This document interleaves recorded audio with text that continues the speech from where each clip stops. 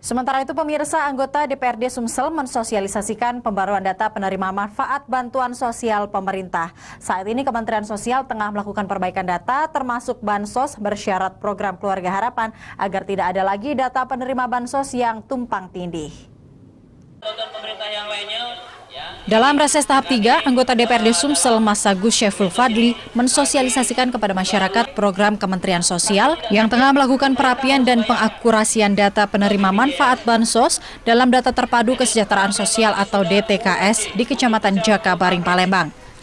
DTKS harus dipadankan dengan nomor induk kependudukan atau NIK sehingga benar-benar bisa menjadi rujukan bagi penyaluran program bantuan sosial kepada masyarakat penerima manfaat.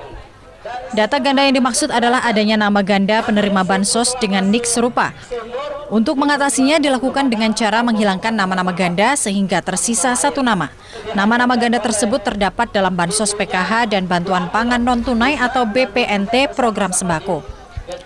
DPRD Sumsel akan mengawal perbaikan data yang dilakukan Kementerian Sosial melalui operator-operator yang ditugaskan di setiap kelurahan dan desa agar penerima bantuan dapat tepat sasaran dan tidak disalahgunakan. Baik, alhamdulillah ya, dari Kemensos sekarang sudah membuka aturan baru bahwa bantuan yang selama ini diberikan kepada orang-orang tertentu saja ini ternyata bisa diusulkan ulang ya. Nah ini hanya saja memang waktunya tidak lama. Sesuatu yang mungkin bermanfaat untuk masyarakat kan. Jadi untuk kedepannya lebih lebih teliti dalam penyaluran ataupun ini kan supaya dapat tersalur dengan sesuai fungsi ya.